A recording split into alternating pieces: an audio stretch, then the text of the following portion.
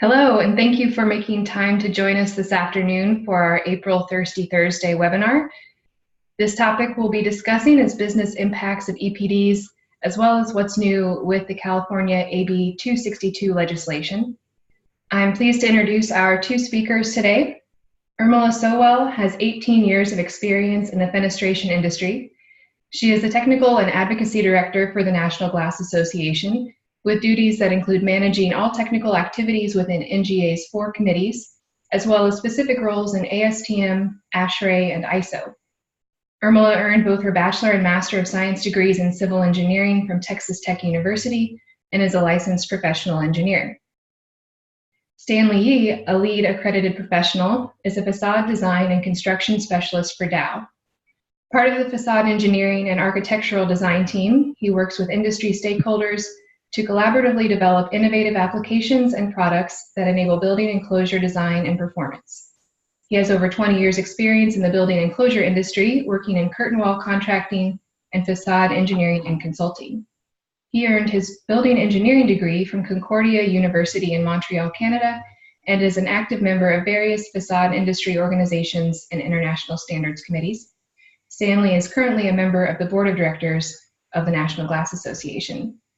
Urmila and Stanley, I will turn it over to you. Thank you very much, Sarah, and thank you everybody for joining us. Thank you, Urmila, for sharing the stage and opportunity to speak to the glass and glazing industry at large on this topic. So today we will start with a brief overview of what we'll be covering today. This is a fairly short format, and we're trying to keep it a little bit informal. So this is hopefully is not going to be your run-of-the-mill PowerPoint presentation, but really more about instilling and sharing knowledge,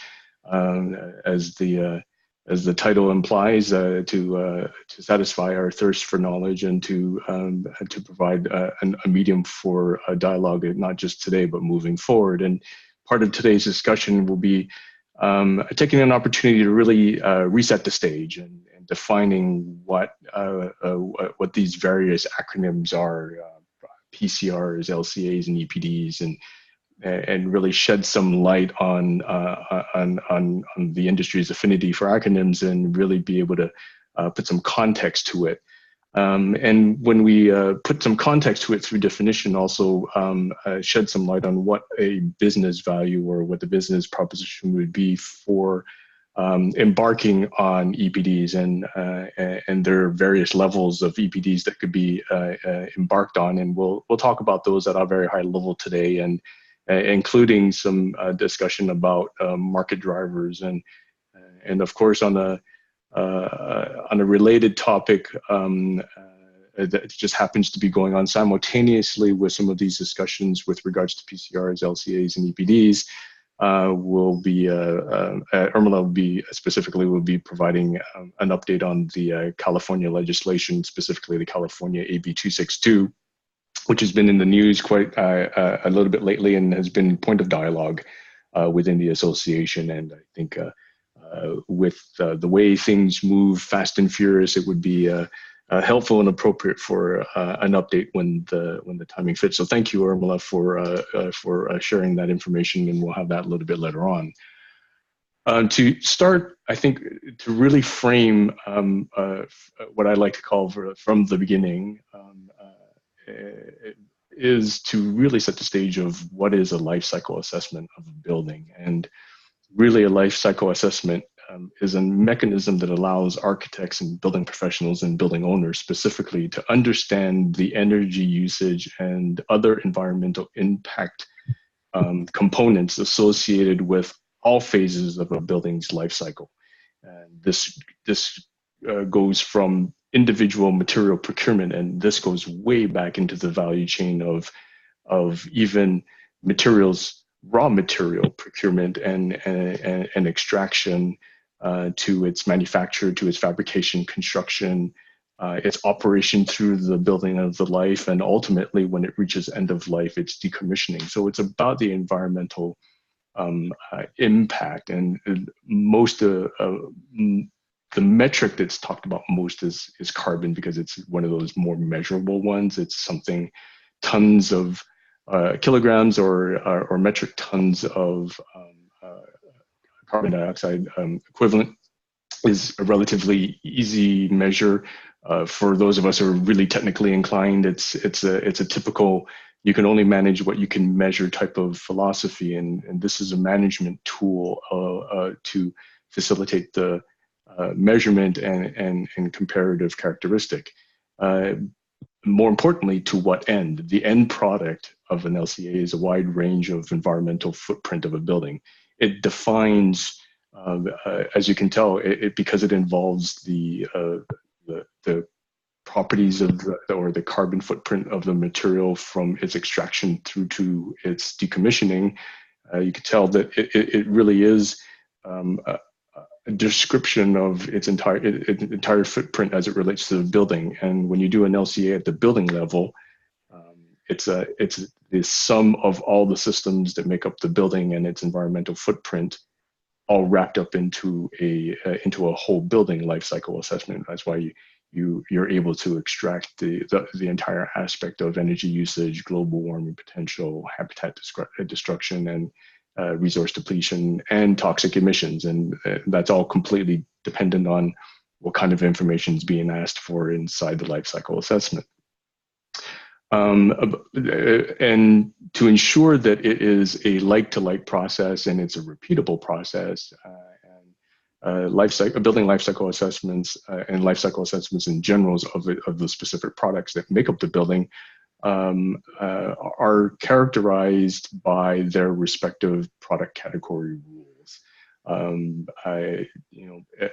If you take a sporting event, or if you take even in engineering terms, before you start tackling a problem, you kind of need to define your boundary layers. You need to define your limits, and you need to establish some ground rules. And that's what the product category rules are. To develop an LCA, it is establishment of those ground rules, and those ground rules are developed very early in the process. And this is a salient point for us in the glass and glazing industry, is because we all know that we have more success and are more open to better dialogue about our systems and our products and our solutions when we are involved at the early stage.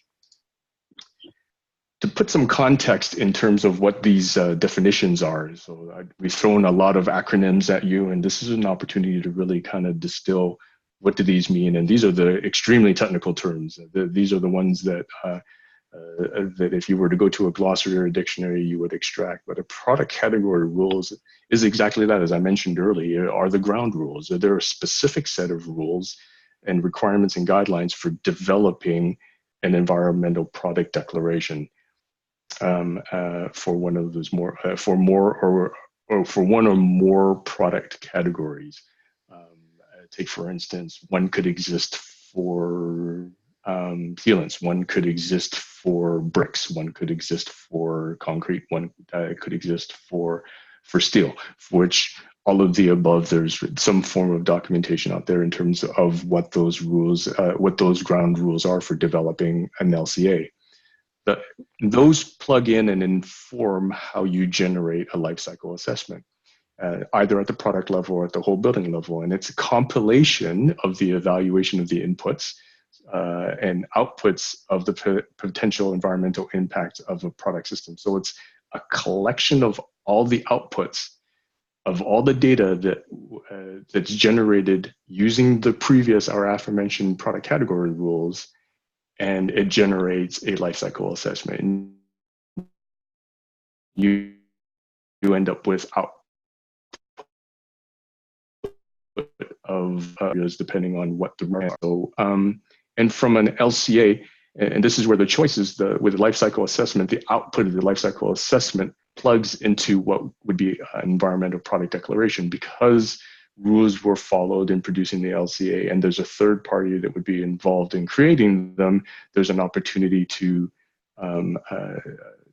have that data validated and published in the form of an environmental product declaration, again, by a third party. So just by virtue of those three definitions, we have the opportunity to formulate and talk about what are the ground rules to develop the product category rules, the PCRs, which drive in conjunction with the data collected to generate an output, which is the output required for a lifecycle assessment. And the next level of confirming and validating the output of the lifecycle assessment is to publish an EPD. So one plugs into the other, which plugs into the other. So it's a very sequential and linear process. So based on that, and setting the stage and providing some outline and background and definition of what we're dealing with and talking about today, maybe I can turn to Urmila. So Urmila, now that I've set the stage here and defined some really big categories and put some big picture concept in everybody's minds here, can you help us and drill down and advise us of what actually exists within the glass glazing industry in terms of product PCRs, LCAs, and EPDs? What's out there, and where are we with those? If you can help. Absolutely. Thanks, Stanley. I just want to go over some of the current product category rules that are published right now. The first one that's published is the flat glass product category rule. Click down, Stanley, please. So the first one is the flat glass PCR, which is for uncoated flat glass. This is the raw glass that's coming off of the float plant, and that's it. And this PCR just now actually was expired back on the 31st of March, and we did get an extension for it, and it is currently being updated. Each of these PCRs have a 5-year period, and then they expire, and then you can either update it or drop it and all of that. So the PCR for flat glass is currently being updated. Additionally, the product category rule for processed glass was published in 2016, and this entails all of the processes. So it's coated glass, it's heat treated, it's insulating, laminating, and it's both for exterior as well as interior applications. And then the cradle to gate window product category rule was published back in 2015. And the way that window is defined in here is a single vertical product. So it's any type of window, it's a curtain wall, storefront, and this does also include skylights. It does not include any type of doors or components of a window, any type of tubular daylighting devices, just a typical skylight on here.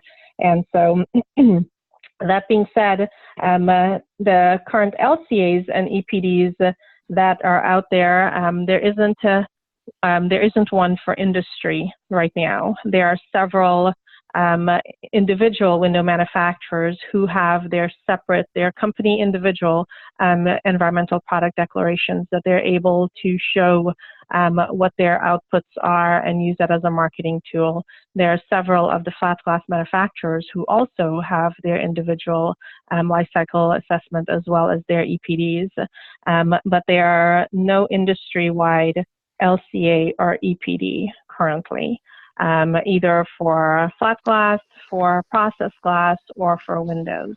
However, currently the industry-wide flat glass environmental product declaration is currently being worked on. There are 4 manufacturers working on that currently, and by the end of summer to late fall, we should have a published industry-wide EPD for flat glass. So Stanley, maybe you can tell us why the interest in LCAs and EPDs in the glass and glazing industry? Who wants them? Who's asking for them? What are the drivers? That's a very interesting question because there seems to be a lot of activity already. We're starting. We haven't quite reached we've established the ground rules as I described them earlier. And as you have shared with us where we are with the glass and glazing industry, the ultimate question is to what end? Why are we doing this? And that's what it boils down to is the driver are the building owners. Typically, how I look at it is that it's our customer, however downstream you want to take it. It's there is a group of portfolio holders, whether they're self-hold, full-time hold, partial hold, speculative. There is an association with the built environment and the desire to minimize the carbon footprint of the design and construction process.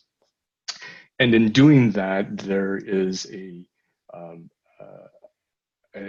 perceived advantage by those building owners to be able to communicate a green and sustainable story. And as I mentioned earlier, carbon is typically a very easy metric. And so when we talk about sustainable design, sustainable building, and wanting to go out and share that with the open public in terms of either for resale value or for lease value, or for their own that particular company's own sustainable messaging, they enlist the assistance of third parties, and a lot of third parties like the Living Building Challenge and ASHRAE and USGBC are part of the dynamic of what we call the NGOs, the non-government organizations that are assisting those building owners to develop those metric programs. Again, it's a matter of managing what you can measure, and these programs are providing the measuring components. And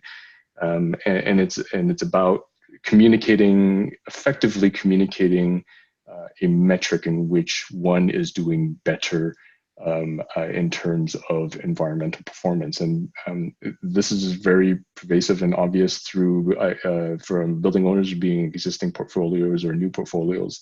And big box retailers are even part of this when they take a look at their own environmental footprint and they look at how they can address it. So through the life cycle of their own retail outlet, it's part about being able to quantify and paint a sustainability picture. And by virtue, governments are taking a lead, and sometimes governments, when they want to make a stand or want to really affect change, they do it through legislation. And it's being done at the state level, as we mentioned earlier. California AB262 is a perfect example, which Irmela will talk about a little bit more. But that's essentially where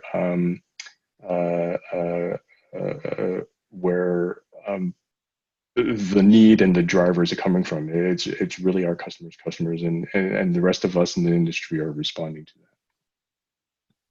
That's good, Stanley. Thanks for explaining the drivers. So what does it take to obtain an LCA and an EPD? Well, it's a process. Like everything else, there's a process involved, and it's quite a technical process. And as I mentioned earlier, it's broken up into two phases. It's really the first phase on the left-hand side of the image you see on your screen here is the collection of the information, developing the output in terms of the LCA model, and then producing the final document.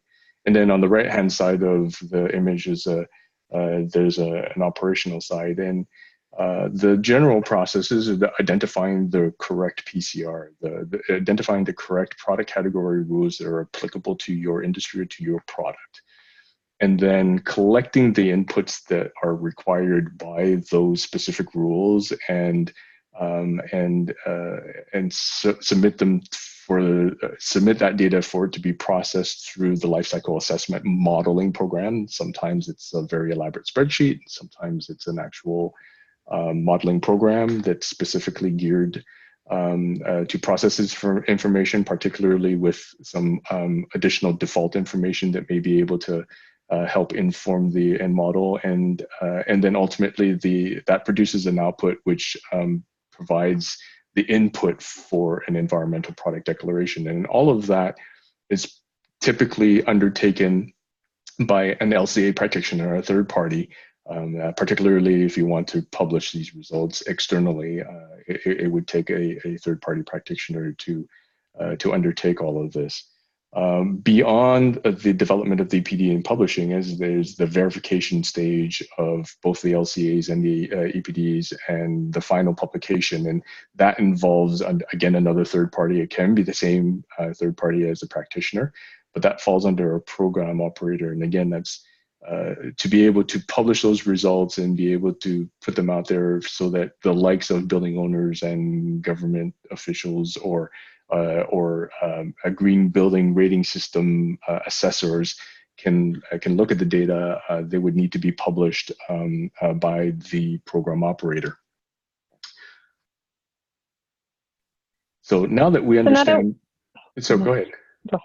I was going to say, now that we understand who some of the drivers are and what the process is, what's the path forward for the industry? Well, there are multiple different paths forward, and the obvious one is for each individual company is to take an individual company approach. Each company and each business has their own capacity to move forward and embark on this on these endeavors. They could choose to do just an LCA, or they could go to the next step and choose to do an EPD. Obviously, the data that's collected is solely between the lifecycle assessment practitioner and that particular company, and the data and the reports that will be produced both for LCAs and EPDs will be company or manufacturer or specific. They tend to be a little bit more costly because, again, it's a single company bearing the cost. But the advantages are that it can be done in a fairly shorter time frame because each individual company obviously is in control of their own timeline, and could provide either a competitive advantage or a perceived added value to downstream customers, typically glazers or even further downstream from that. The only disadvantage with that is that you'd be going at it alone, so there wouldn't be an industry baseline to be able to do a comparison moving forward. But to that point, I just shared what an individual company can embark on. Do you have any insight, Irmela, on what kind of paths and routes that we as an industry might be able to explore and collaborate on for LCAs and EPDs? Absolutely. We can go about it as an industry-wide approach, an industry-wide LCA or an industry-wide environmental product declaration. And so the industry-wide LCA, it's going to be a single LCA that represents all of the participating member companies. Same with an industry-wide EPD. It's one EPD that represents all of the participating member companies. And so you have each member company will first of all, will have to decide, are you going about the LCA route or the EPD route? And those who sign up to be part of the industry-wide approach will then have to work with the program operator to get all of the information, what type of, how many facilities do each member company have, what type of data, et cetera. And they would work directly with that company.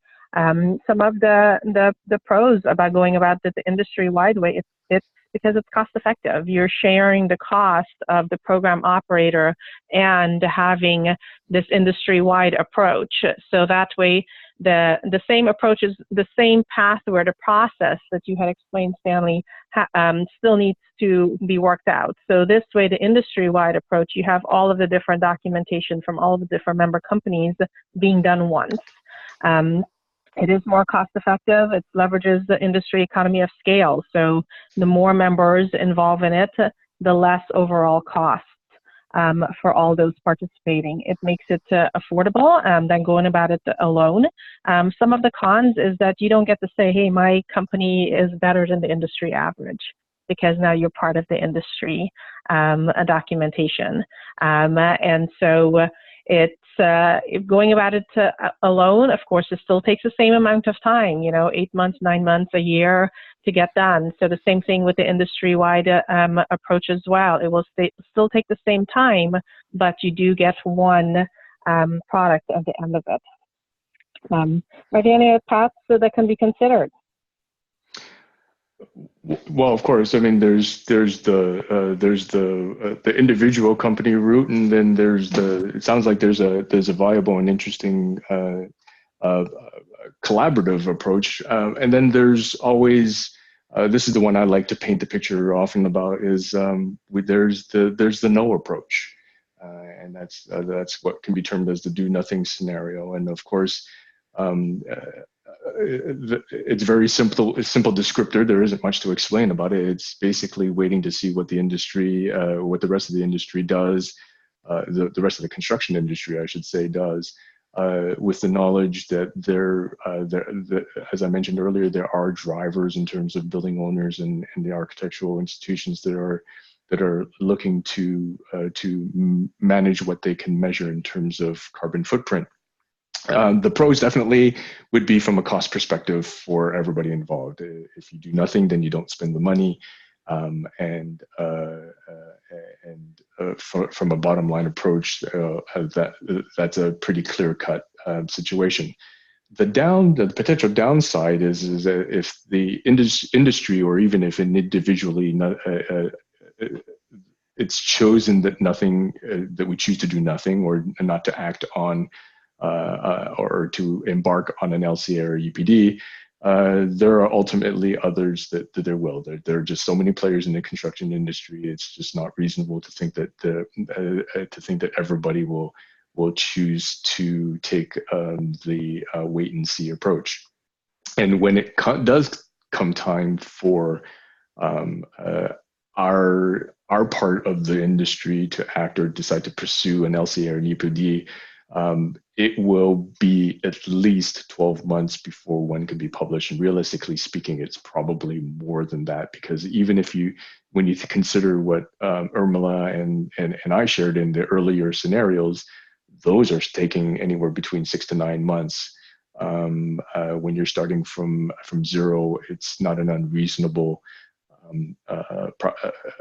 extrapolation to figure out and assume that it would take longer. And if the industry does choose to do nothing as an industry, individual members, that goes back to my previous point, is that individual members will bear the cost and burden of going at it on their own with those advantages and disadvantages. So there's certainly a do nothing scenario that's available out to the industry, but I think it just bears appropriateness to just that if we choose that, or if any single company chooses that route, that they know what the pros and cons involved with it are. So Urmila, we just discussed all the three big ticket, or the big categories of paths that can be taken, as either individually or working together. I mean, I think the working together one seemed fairly interesting because of its the cost sharing component of it, and the ability to establish a baseline. Can you shed some light on what kind of investment each participant would expect to make if they chose to consider the collaborative approach? Yeah, it depends. And so it depends on if there are 3 members who would like to partake, or if there's 150 members who would like to partake. So depending on how many member companies partake in an industry-wide LCA or environmental product declaration, the costs will differ. And it also depends on how many facilities. One company may have 8 different facilities in 8 different states, and that will impact the data. Or it may be a company that only has 1. So it depends on the company makeup, how many facilities, how many plants are going to be partaking, and also what exactly do each member company do. If they only laminate, they only have data for laminating. However, if they heat treat, they coat, they laminate, and they also put together IGs, well, those are different processes that need to be taken into account. So depending on what each member company has and what they do. And then the decision, like I mentioned before, is it just a life cycle assessment, or are we doing a life cycle assessment, which then feeds into the environmental product declaration. Some of the drivers are just asking for the actual number, the final global warming potential number at the tail end of it all, which, you can achieve that from both the LCA or the EPD. And, so it's a low range, the approximate cost is a low range per manufacturer. And of course, it could be, if you only go about the LCA route, that funding can go towards future work if you would like to have an EPD eventually. Or since you already went through as an individual company partaking in an industry-wide activity, since you already have the data captured and you would then want to get your own individual LCA or EPD, you can get credit towards that future work for yourself. So that being said, there will be a process glass EPD survey that will be going out for industry, for the entire industry. The PCR for the process glass was developed by GANA at the time and IGMA. And so NGA and IGMA are currently working on putting together this process glass scoping survey. It has about 6 or 7 questions. And in this survey, it helps the association understand, how many participants would like to take part in an industry-wide environmental product declaration on process glass. And like I mentioned, some of the questions being asked is that, how many facilities do you have? What type of processes do you do? Do you, what type of coating? Is it just, vacuum-based processing, sputter? What type? Is it pyrolytic? Is it ceramic enamel? Is it printed, screen printed? Is it mirrored? Different types of coatings are involved. On laminating, is it glass-clad polycarbonate? Is it just PVB, EVA, ionomer, etc.? Colored or not? What type of heat treating do you do? Is it just heat strengthening? Is it tempered? Is it fire rated? Any type of the above. And IG also, is it with gas or airspace? Is it laminated IG? Is it coated? And then the last question on there is, do you have etching? Do you have bending, drilling, notching, cutting, polishing? So those are the types of questions that are in the survey that we will need industry to partake in. Of course, it helps to be as detailed as possible. So like I mentioned, both IGMA and the NGA is working on the survey for the entire industry, but it will be sent out to the entire industry. It's not just NGA's member companies or IGMA's member companies. It will be the entire industry because this will affect the entire industry. If there is an industry-wide EPD published, and depending on the way it's written, if you're not partaking in it, you will not be able to work towards or have the data towards projects that are asking for these data, unless you have it on your own. So that's a caveat on there. Definitely look for this survey that will be going out within the next, I would say within the next 2 weeks. Well, it certainly sounds like it's really important to get everybody's input on this. Again, this is correct me if I'm wrong, Armella. This is establishing the ground rules that we're talking that really set the stage for how all this gets developed and takes shape in the long run. So I certainly would be looking forward to understanding what the industry has to say about this topic and the input and how we want to formulate those ground rules. Wouldn't that be a fair statement? Absolutely. It will certainly help the industry move forward in the sustainability movement. And having that data when states or all of these different drivers, these different standards are asking for this data, we'll have that when they ask for it. Right. Again, certainly, I guess the association's next steps are purely informed by what the survey participants are willing to candidly share through that process. So hopefully we can encourage a high level of participation and a high response rate, so that we can work together to get this one right and get it all encompassing. Because it's I'm pretty sure, like everything else that's out there, it's much easier to try to get it right the first time than to try to correct it the second time. So You have a long waiting period if you're not involved the first time, yes. Right. So on a related matter, we also understand that NGA has been extremely active in discussions related to legislation that involves LCAs and EPDs, and it's currently, as I understand it, it's more directly related to flat glass and flat glass EPDs. Could you shed some light on those activities and discussions, and maybe give us an update on what may be going on in that space? Absolutely. Like mentioned before, California, typically California as a state leads where it comes to sustainability and any type of energy efficiency and legislation. And so back in 2000, I want to say 16 or 17, they have AB262, which is the California Assembly Bill 262. And so this requires contractors bidding on state infrastructure and construction projects to disclose what their global warming potential is. And so again, this is for California state funded projects only. This is not for every single thing being built in California. So the Department of General Services, DGS, is now trying to implement this bill, and they're going to set a maximum global warming potential based on an industry-wide EPD. However, like I mentioned before, we don't have an industry average right now. So the thought process is that for those who are currently do have EPDs, at first they were just going to average them, but then we were able to let them know that the industry is working on an industry-wide flat glass EPD right now. And like it's mentioned in the bill also, that every time they look at this bill and update this bill, they will only crank the global warming potential number down. And so because they're looking for those energy savings and those different types of energy related savings as you get better, more conscious about your processes and things like that.